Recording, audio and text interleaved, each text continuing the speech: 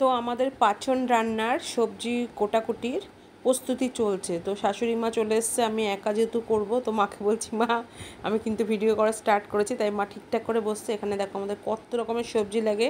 এই কুমড়ো ডাঁটাটা দেখছো, ওটাই মাস্ট। আর এখানে সব রকম সবজি, তারপরে ডাঁটাটাই বেশি, তার মধ্যে কুমড়ো ডাঁটা, সজনে ডাঁটা এগুলো বেশি থাকে।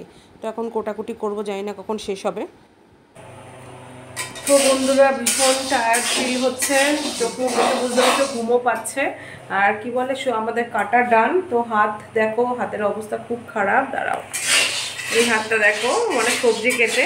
তো আমার শাশুড়ি মা এখানটায় সব মানে কি বলবো, ওই কড়াইতে কি আছে এখন, ছিম্বি ভেজে দিয়ে যাচ্ছে। এগুলো আমি পারি না, দেখে নিচ্ছি। পারি না বলে কোনো ওয়ার্ড নেই, দেখলে শেখা যায়, পারাও যায়। তো আমি কিছুটা ট্রাই করেছি মায়ের সাথে। এখানটায় আছে বাদাম আছে, ঘুগনি, মটর। তো দেখো এখনও এখানে ছোলা আছে, কাঁচা ছোলা, এটাও ভাজা হবে। আর মা এই যে এটা ভেজে দিয়ে যাচ্ছে, দিয়ে মা চলে যাবে। আর আগের বছর তোমরা আমার ব্লগে দেখতে পারবে যে মা পাচন বানিয়েছিল। এবছর মা থাকতে পারছে না। তো যাই হোক, ওখানে আমার আরও জায়গা আছে, সেখানে থাকবে মা। আর আমি এখানে কালকে প্রথম আমি নিজে একটা হাতে বানাবো, তাই তো মা বলো যে একটা হাতে আমি নিজে করবো। মা নাচছে, তো আমাকে বলছে তোকে দেখিয়ে দিই তুই কর। মা নেড়েই যায়, নেড়েই যায়, নেড়েই যায়। দেখো কি আওয়াজ হচ্ছে, বলছে একটু রেস্ট দাও। ও নেড়েই যায়, নেড়েই যায়, নেড়েই যায়। উঠবে না, গ্যাস কমানো আছে, আবার বানিয়ে দেবো না। আচ্ছা, তো যাই হোক, তো চলো সবজি কীভাবে কেটে রেখেছে সেগুলো তোমাদেরকে একবার দেখিয়ে দিই। তো এখানটায় আমাদের কুমড়োর ডাঁটা কাটা কমপ্লিট। এখানটায় আছে কুমড়ো, পটল, নিচে আছে সজনে ডাঁটা, মায়রার ডাঁটা। আচ্ছা, এখানটায় আছে কাঁচকলা আর থোড় হলুদ জলে ভেজানো। আর এখানটায় আছে আলু, রাঙা আলু কাটা।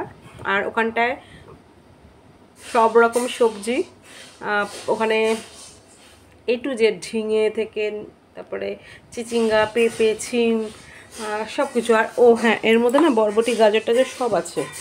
আর এই দেখো তোমাদের দাদাভাই কত ডাটা, সজনে ডাঁটা কিনে নিয়ে এসে। মা বলছে এত ডাটা লাগবে না। এই দেখো এখানে কত, মা বলছে এত লাগবে না। তো যাই হোক, আর এই যে আমাদের এই কড়াইতে কিন্তু কালকে রান্না হবে। আর সাথে এই যে খুন্তি দেখো কত বড়। তো এই সবজিগুলো আর কাটবো না। আর যদি কুমড়ো ডাঁটা আরও পাই তো কালকে ইচ্ছা আছে আরও কিছু দেওয়ার। কখন ঘুমাবো জানি না, এখনও অনেক কাজ আছে। সকাল সকাল দেখো স্নান টান করে লেগে পড়েছি পাচন রান্নার প্রস্তুতিতে। যেহেতু আমাকে একা করতে হবে, তো ঠাকুরের নাম স্মরণ করে।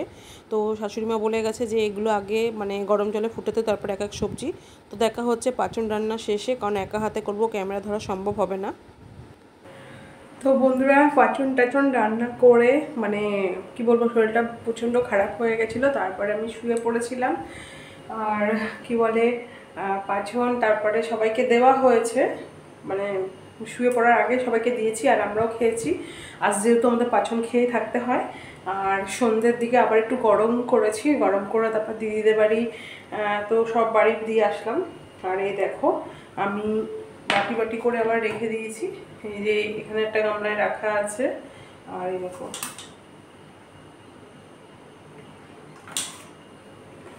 আর এখন আমি একটু খাবো।